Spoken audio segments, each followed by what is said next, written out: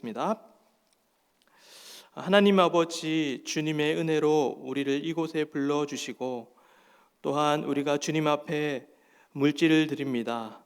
우리의 물질의 일부를 드리지만 우리의 시간과 우리의 모든 소유와 우리의 모든 존재가 하나님의 것임을 고백하오니 이 헌금을 기뻐 받아 주시옵소서. 오늘 말씀을 통하여 다시금 진리의 말씀을 깨닫고 순종하는 시간 되게 하여 주옵소서. 예수 그리스도의 이름으로 기도합니다. 아멘. 우리 옆 성도님들과 함께 세상에서 가장 밝고 행복한 얼굴로 서로를 바라보시면서 예수님이 우리의 산 소망이 되십니다 고백하시겠습니다.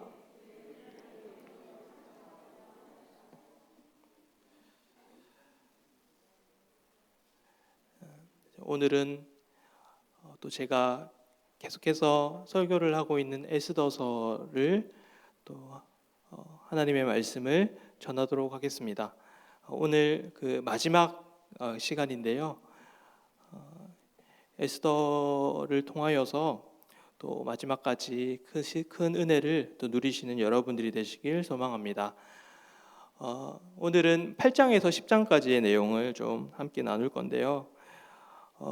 제가 계속해서 얘기한 대로 에스더서에서는 하나님이라는 단어는 한 번도 나오지 않지만 그 가운데 보이지 않는 손길로 그 무대를 이끌어가고 계시는 하나님에 관한 이야기가 에스더서입니다.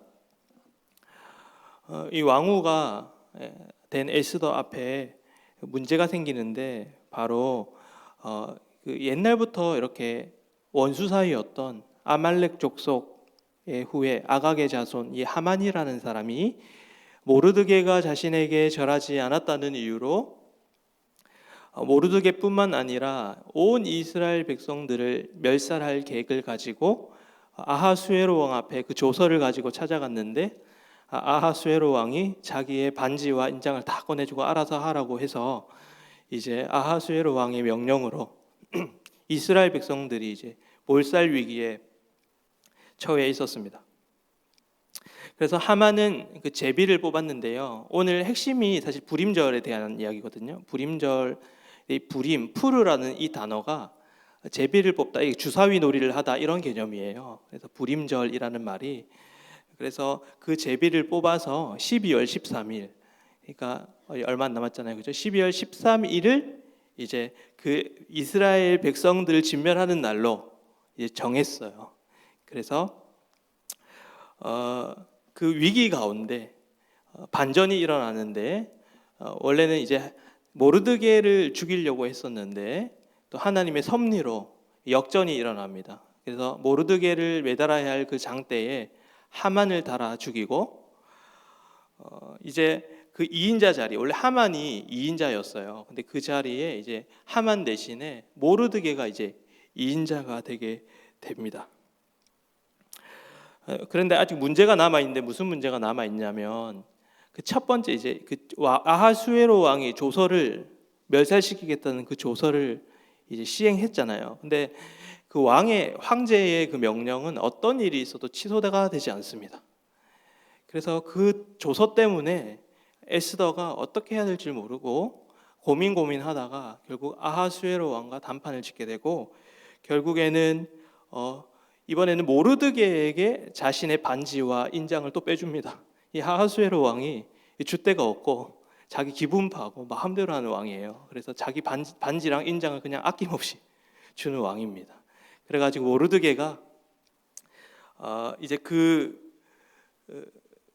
이제 조서를 두 번째 조서를 이제 아하수에로 왕의 명령으로 작성하게 되는데 8장 11절에 보면은 이제 내용이 나오는데 간략하게 얘기하면 이런 말이에요. 그러니까 12월 13일에 유대인을 죽이려고 하는 그 사람들을 멸살시키는 날이다.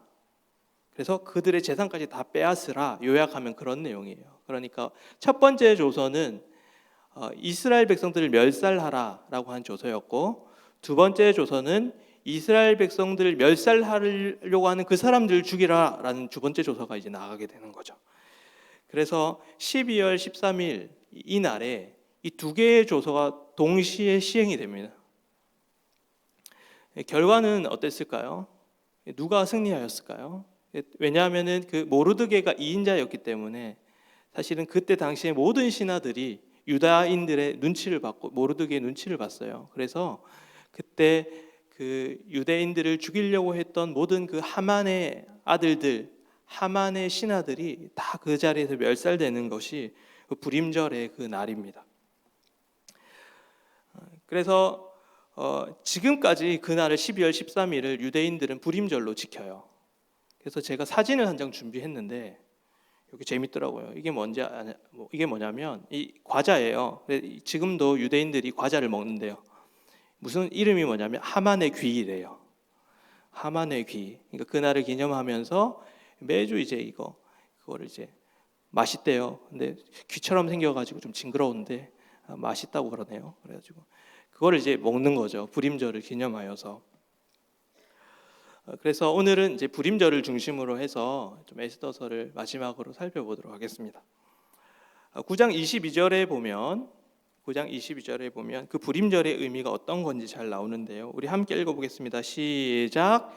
이날에 유다인들은 대적에게서 벗어나서 평안함을 얻어 슬픔이 변하여 기쁨이 되고 애통이 변하여 길한 날이 되었으니 이 두 날을 지켜 잔치를 베풀고 즐기며 서로 예물을 주며 가난한 자를 구제하라 하매.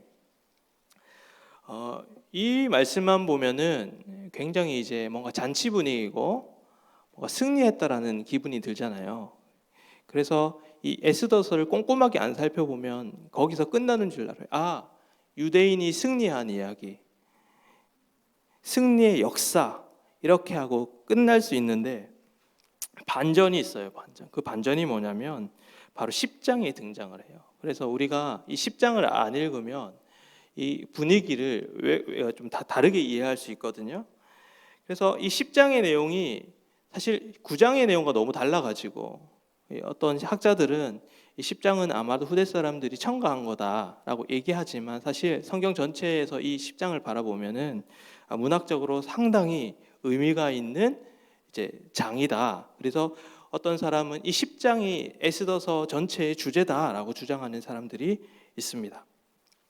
그래서 그 10장을 한번 살펴볼 건데 10장 1절을 다시 한번 더 읽어보도록 하겠습니다. 시작. 아하수에로 왕이 그의 본토와 바다 섬들로 하여금 조공을 바치게 하였더라. 그러니까 불임절 승리 이후에 승리의 역사잖아요. 그러면은 주어가 뭐가 탁 나와야 되냐면 하나님께서 통치하시더라라든지 이스라엘 모르드게가 온 세상을 지배하였더라 이렇게 나가야 되는데 갑자기 10장에 주어가 아하수에로 왕이 딱 등장을 하는 거죠.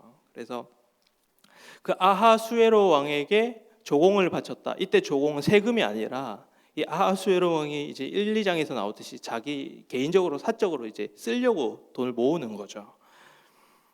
그래서 이 말은 무슨 말이냐면 이 이스라엘 백성들이 불임절로 인하여서 승리하였지만 그 승리는 일시적인 승리다 이 말이에요. 완전한 승리가 아니라 여전히 위태위태한 승리다라는 것을 우리에게 알려주고 있다는 것이죠. 그래서 이 구절은 10장 1절은 아하수에로가 얼마나 강력한 왕인지 얼마나 절대적인 존재인지를 상기시켜주는 말씀입니다. 그러니까 9장에서 그렇게 승리했던 이스라엘 백성들이 계속 승리의 역사를 가져가기 위해서는 10장에서는 이스라엘 이야기가 나와야 되는데 누구의 이야기가 나오냐면 아하수에로 왕의 이야기가 나온다라는 것입니다. 그래서 3절을 계속해서 읽어보겠습니다. 시작.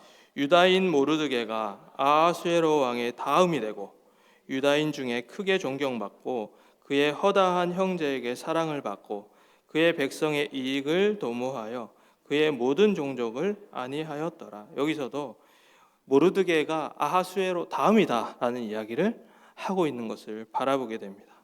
그래서 여기 3절에 보면 단어들을 좀 살펴보면 여기서 이익이라는 단어가 나와요. 10장 3절에 보면 이익 이 단어는 그 토브라는 단어예요. 그러니까 창세기에서 좋았더라 하는 토브 있잖아요.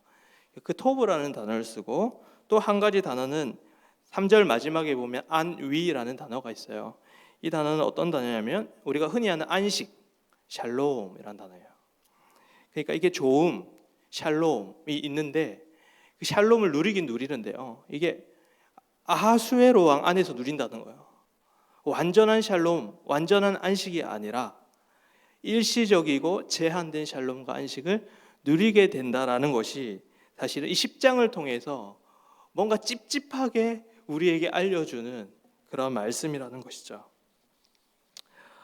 그래서 성경은 이제 이렇게 얘기하는 거죠. 유다인이 지금 누리고 있는 안식과 기쁨과 또 이 샬롬은 완전한 것이 아니다. 한계가 있다라고 우리에게 이야기하고 있다라는 것입니다. 그러니까 이 아하수에로 왕이 이제 마음만 먹으면 지금 모르드게가 2인자잖아요. 근데 모르드게를 아하수에로 왕의 이제 성격을 보면 아시듯이 1장에 보면은 와스디를 폐위시켜 버리고 자기 마음대로. 끝에 보면 또 자기가 충신이었던 하만을 그냥 자기 기분대로 이제 폐위시켜 버려요. 그러니까 모르드게도 사실 2인자긴 하지만 언제 아하수에로 왕에 있어 그게 언제 그 직에 바탈될지 모른다라는 거죠. 그 이스라엘의 위치도 그렇다는, 이스라엘 백성들의 위치도 그와 같았을 거라는 거죠. 그래서 이 불임절은 완전한 승리의 날이 아니에요. 그죠? 이 불임절은 완전히 안식할 날도 아니고 완전히 승리할 날도 아니라는 것을 우리에게 이야기한다라는 것입니다. 그래서 이 본문은 우리에게 어떤 메시지를 던져주냐면, 그렇다면 진정한 의미에서의 승리의 날은 언제인가? 진정한 의미에서 안식은 언제 누릴 수 있는가? 이런 질문을 던짐으로 10장이 마무리되고 있다는 것입니다. 모르드게는 이스라엘 백성들에게는 최고의 지도자였지만 아하수에로 왕 앞에서는 아무런 힘도 가질 수 없는 그런 신하였습니다. 그러니까 모르드게 또한 완전한 지도자가 아니었다라는 것이죠. 아하수에로 왕 또한 신뢰할 수 있는 왕이 아니었다라는 것이죠.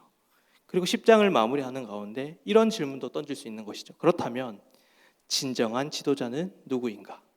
진정한 왕은 누구인가? 라는 질문으로 이 10장이 마무리되기 때문에 이 10장이 굉장히 의미가 있는 장이라는 것이죠. 이스라엘 역사 속에서 수많은 지도자들이 등장을 합니다. 카리스마 있었던 모세가 등장을 하고, 근데 그 모세 또한 약속의 땅을 눈앞에 두고 고린도전서 10장에 보면은 그 반석을 예수 그리스도라고 하는데 그 반석을 2번 치면서 분노함으로 말미암아 그것이 결국 하나님의 권위를 인정하지 않는 태도다라고 해석을 하는데, 그래서 결국 모세도 온전한 지도자가 아니었죠. 그 이후에 이스라엘 백성들이 가나안 땅에 들어갑니다.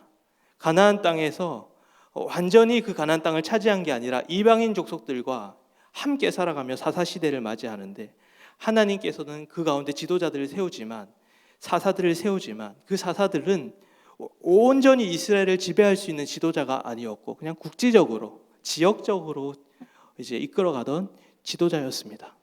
그래서 시간이 흘러서 정말 위대한 왕이 등장을 하는데 다윗 왕이 등장합니다. 그래서 이스라엘 백성들은 기대에 한껏 부풀어서 그 왕을 바라보았지만 결국 그 왕 또한 말년에 범죄하고 또 그 아들들로 인하여서 그 이스라엘 왕조는 남왕국과 북왕국으로 나눠지게 된다라는 것이죠. 그래서 그들이 생각했던 모세도 진정한 선지자가 아니었어요. 그대가 바라봤던 사사들도 완전한 사사들이 아니었어요. 그리고 다윗 왕도 완전한 왕이 아니었습니다. 그렇다면 우리에게 진정한 지도자는 누구일까요? 그리고 우리에게 진정한 안식일은 언제일까요? 그것은 바로 성탄절이라는 것이죠. 그 성탄절에 예수 그리스도가 오심으로 말미암아 우리에게 참된 안식을 누리게 하고요. 그리고 그 예수 그리스도가 참된 선지자요, 참된 사사요, 참된 왕이었다는 사실을 통해서 우리는 이 불임절이 성탄절의 그림자로서의 역할을 한다는 것을 이 말씀을 통해 알게 된다는 것입니다. 불임절은 완전한 안식을 주지 못했고 완전한 승리를 주지 못했습니다. 그러나 예수 그리스도께서 오신 그 성탄절은 우리에게 완전한 안식을 가져다 주고 완전한 승리를 가져다 준다는 것에서부터 차이가 난다는 것입니다. 그래서 예수 그리스도께서 이 땅 위에 오시고 나서 우리에게 무슨 말을 하셨냐면, 수고하고 짐진 자들아 다 내게로 오라, 내가 너희를 쉬게 하겠다라고. 이 쉼이 안식입니다. 샬롬입니다. 불임절이 주지 못했던 그 샬롬을 바로 예수 그리스도께서 우리에게 주신다라는 의미입니다. 그래서 불임절에서는 누리지 못했던 쉼, 그리고 모세를 통해서, 사사를 통해서, 수많은 이스라엘 왕들을 통해서 그 누림을 받지 못했던 그 쉼을 그리스도께서 우리에게 주신다라고 우리에게 이야기하고 있다는 것입니다. 그래서 예수 그리스도는 샬롬의 왕이십니다.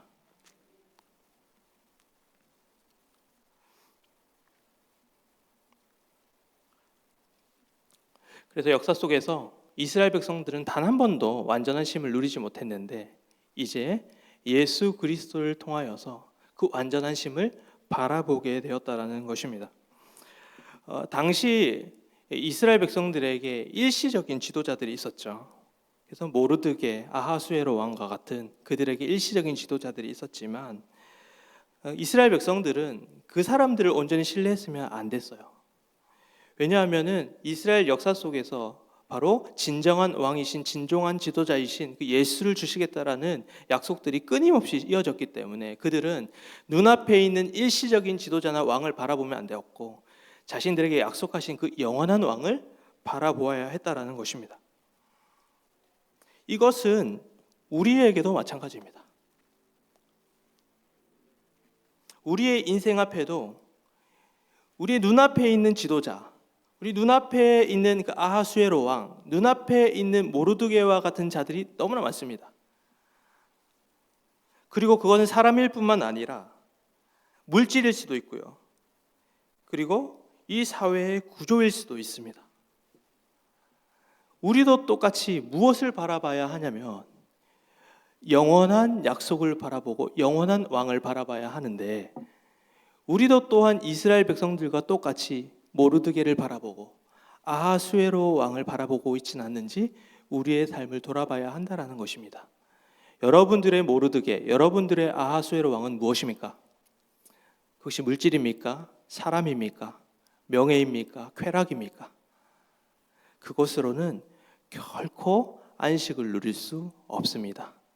결코 샬롬을 누릴 수 없습니다. 우리에게 있어서 유일한 샬롬은 오직 그리스도 안에서만 가능하다라는 사실이 오늘 여러분들에게 주는 이 성경이 에스더서가 주는 메시지입니다. 불임절은 눈에 보기에는 완전한 샬롬을 주는 것 같지만 그 샬롬은 일시적인 거다. 그러나 진정한 왕이신 예수 그리스도가 주는 그 안식은 우리에게 영원한 안식을 줄 거다라는 것으로 이 10장이 마무리되고 있다는 것입니다. 그래서 눈앞에 있는 일시적인 샬롬에 주목하는 것이 아니라, 눈앞에 있는 모르드게, 눈앞에 있는 아하수에로 왕이 주목하는 것이 아니라 영원한 왕이신 예수 그리스도께 우리의 소망을 두고 살아가는 여러분들의 삶이 되시길 소망합니다. 얼핏 보면 이 불임절은 복수의 날 같습니다. 그래서 이렇게 통쾌하게 복수한 날로 사실 불임절을 기억하는 경우가 많은데, 이 성탄절의 주인공이신 예수 그리스도는 복수와 전혀 관련이 없는 모습으로 살아가셨습니다.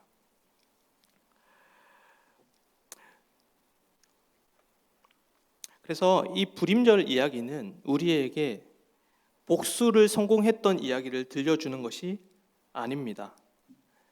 그랬다면 10절에 10장에 그런 이야기를, 샬롬에 대한, 일시적인 샬롬에 대한 이야기를 하지 않았을 것입니다. 그래서 이 메시지를 우리가 던져주는 메시지는 복수로는 샬롬에 이룰 수 없다라는 이야기를 우리에게 알려주고 있다는 것입니다.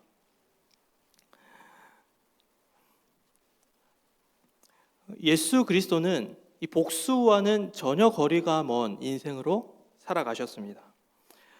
예수님께서 입성하실 때 호산나 다윗의 자손이여 찬양하며 종려나무 가지를 흔들며 찬양하던 그 백성들이 예수를 십자가에 못 박으라고 욕하며 조롱하였습니다. 그럼에도 불구하고 그 배신감 때문에 예수 그리스도는 복수하지 않으셨습니다. 자기와 늘 같이 다니던, 그렇게 신뢰하고 사랑하던 자신의 제자들은 다 떠나버렸습니다. 다 배신했습니다. 위기 상황 가운데 다 배신했습니다. 그때도 예수님은 단 한 번도 복수의 마음을 품지 않으셨습니다. 자신을 채찍질하고 고난하고 고문하고 침을 뱉고 조롱하던 로마 병사에게조차도 예수님은 복수의 마음을 표현하지 않으셨습니다. 예수님은 어떻게 하셨냐면 십자가에 매달려 저들을 용서하여 주옵소서, 저들의 죄를 사하여 주옵소서라고 하나님 앞에 기도하였습니다. 그런데 반면에 예수 그리스도의 제자들은, 그리고 이스라엘 백성들은 복수심에 불탔습니다. 그래서 자기들이 지금까지 경험했던 수치와 조롱, 그리고 비참함들을 복수해줄 메시아를 원했습니다.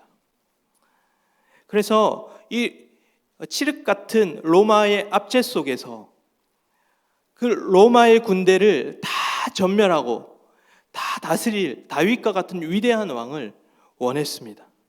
그래서 이스라엘 백성들은 아마도 불임절과 같은 그 복수의 날이 재현되기를 원했을 것입니다.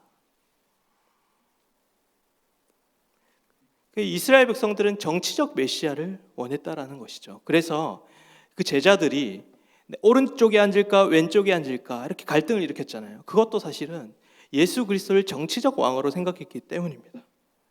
하지만 예수님은 이 땅 위에 정치적 왕으로 오시지 않았습니다. 도리어 예수 그리스도께서는 병사들이 자신을 잡으러 왔을 때 칼을 빼드는 그 베드로를 제지시키시고 순순히 잡혀가신 분이셨습니다. 그리고 십자가에 고통당하시고 십자가에서 못 박혀 죽으심으로 말미암아 자기 자신을 희생하셨습니다. 예수님은 당시 힘으로, 칼로 나라를 세워가시는 분이 아니라, 복수로 자신의 나라를 세워가시는 것이 아니라 자기를 희생함으로, 자기를 죽임으로, 자기를 희생해서 승리하는 십자가의 그 승리하는 모습들을 우리에게 보여주셨다라는 것입니다. 불임전 날에는 칼바람이 불었습니다. 복수의 바람으로 복수심에 불타서 칼날이 휘몰아치고 난 후에 10장에서의 내용은 그것이 진정한 샬롬이 아니다라고 우리에게 이야기하고 있습니다. 이 교훈은 우리가 복수로 안식을 누릴 수 없음을 우리에게 이야기하고 있습니다. 우리는 죄인이기 때문에 언제나 복수심에 불타 있습니다. 그래서 우리는 누가 날 무시하면 견뎌하지 못하고 그 사람이 나보다 더 무시한 것보다 더 많은 만큼의 무시를 다른 사람들에게 하게 됩니다. 누군가를 날 미워하면 그 사람이 어떻게든 불이익을 당할 수 있도록 우리는 계획하고 준비하는 사람들이 우리들의 모습입니다. 그렇게 우리가 당한 만큼 돌려주면 우리 안에 안식이 있을 것 같고 샬롬이 있을 것 같다는 생각을 하지만 전혀 그렇지가 않습니다. 도리어 우리의 마음은 안식을 누릴 수가 없습니다. 불편합니다. 고통스럽습니다. 예수 그리스도께서는 악을 악으로 갚지 말고 악을 선으로 갚으라는 것을 그의 삶으로 우리에게 보여주셨습니다. 오늘 에스더서와 굉장히 이제 유사한 구조를 가지고 있는 에베소서 본문을 함께 살펴볼 건데 조금 긴데 우리 함께 읽어보도록 하겠습니다. 13절부터 읽겠습니다. 시작. 이제는 전에 있던 너희가 그리스도 예수 안에서 그리스도의 피로 가까워졌느니라. 그는 우리의 화평이신지라. 둘로 하나를 만드사 원수된 것 곧 중간에 막힌 담을 자기 육체로 하시고 법조문으로 된 계명의 율법을 폐하셨으니 이는 이 둘로 자기 안에서 한 새 사람을 지어 화평하게 하시고 또 십자가로 이 둘을 한 몸으로 하나님과 화목하게 하려 하심이라. 원수된 것을 십자가로 소멸하시고. 아멘. 그러면 우리가 어떻게 악을 악으로 갚지 않을 수가 있을까요? 이 에베소서의 말씀에 그 힌트가 있다고 저는 생각을 합니다. 이 에베소서를 보면은 참 신기하게도 에스더서와 좀 비슷한 맥락이 있는데, 여기서 말하는 제가 아하수에로 왕이 첫 번째 조문을 이제 보냈다고, 이 유다인들을 전멸하라고 하는 첫 번째 그 조서를 보냈듯이 하나님께서도 인간들에게 그 조서를 보내십니다. 그 조서가 뭐냐면 이 에베소서의 말씀에 따르면 바로 율법입니다. 그 율법으로 모든 인간들에게 이 조서를 보냅니다. 그런데 우리는 아무도 이 율법을 지켜낼 수가 없는 것이죠. 그 누구도 이 율법을 지켜낼 수가 없습니다. 그 율법을 지켜낼 수 없는 삶을 가리켜 하나님은 뭐라고 표현하시냐면, 에베소서 그 끝자를 보면요, 원수라고 얘기합니다. 원수는요, 아말렉 족속이 원수가 아니고 저 사단의 세력이 원수가 아니고요, 문맥에 따르면 그 율법을 지키지 못하는 우리가 원수라는 것입니다. 아하수에로 왕의 조서는 성품 자체가 굉장히 일관성 없는 왕이었기 때문에 불의하다 얘기할 수 있지만, 하나님께서 우리에게 보낸 그 조서는요, 하나님이 선하시고 완전하신 분이기 때문에 우리가 그 율법 앞에 어떤 변명도 할 수가 없는 것이죠. 그런 의미에서 우리가 율법을 지키지 못했다는 그것에 대해서 아무런 변명을 할 수가 없습니다. 그래서 우리는 하나님의 원수입니다. 우리가 율법대로 살아가지 않는 것은 늘 하나님을 미워하고 하나님을 대적하는 그 증거입니다.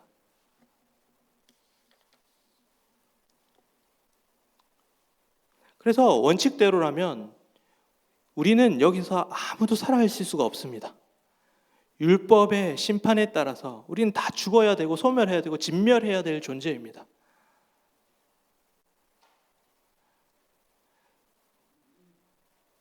불임절날 다 진멸당하게 된 그 사람들이 하만의 자손들이 아니라 우리입니다. 우리는 하나님 앞에 아무런 변명도 할 수 없고 죽어야만 하는 존재입니다. 그런데 하나님께서는 이 원칙대로 처리하지 않으십니다. 악을 악으로 갚지 않으십니다. 악을 선으로 바꿔주십니다. 말씀에 보면 그 십자가로 말미암아 우리를 살려주셨다라는 표현이 등장하기 때문입니다. 그래서 누구보다 복수심에 불타야 할 분은 하나님이십니다. 우리를 향한 그 복수심이 얼마나 많으시겠어요? 우리를 향한 복수심이 가장 큰 분은 하나님이십니다. 그런데 그 하나님은 우리를 어떻게 대하십니까? 2배로 3배로 갚으셨나요? 아닙니다. 하나님은 자신의 죽음으로써 우리를 살려주신다라는 것입니다. 칼을 칼로 처리하지 않으시고 칼을 은혜로 갚아주시는 분이 하나님이십니다. 그래서 칼로 은혜를 바꿔주시는 이것을 가리켜 틴켈러 목사님은 은혜의 폭력이라고 부릅니다. 우리는 칼로 맞서는 폭력이 아니라 칼을 은혜로 맞서는 은혜의 폭력이 필요합니다. 칼로 맞서는 것은 모두를 죽이는 것이지만 칼을 은혜의 폭력으로 맞서는 것은 모두를 살리는 길입니다. 예수님이 자신의 죽음으로 모든 것을 살리셨듯이 이 원리는 여러분들의 삶에서도 동일하게 된다는 것입니다.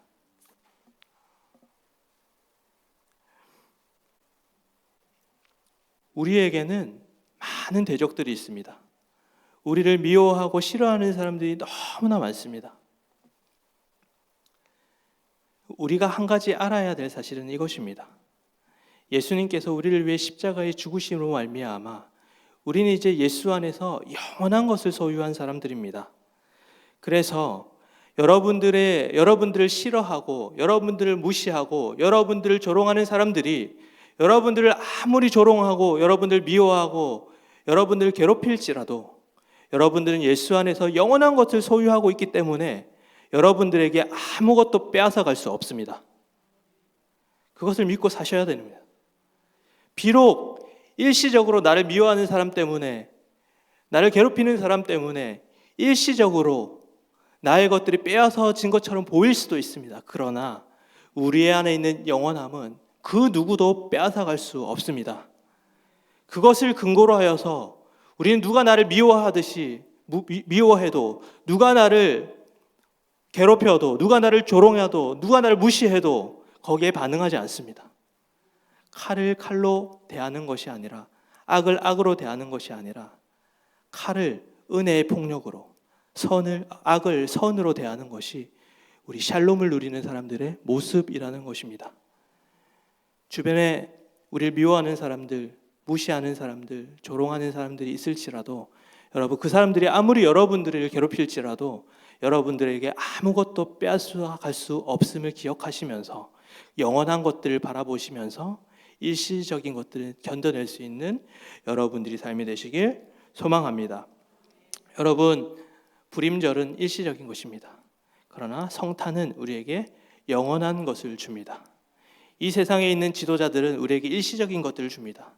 하지만 영원한 왕이신 예수 그리스도께서는 우리에게 영원한 것을 주십니다. 우리가 일시적인 것이 아니라 영원한 것을 바라보는 우리들의 인생 되기를 소망합니다. 우리 함께 찬양하시겠습니다.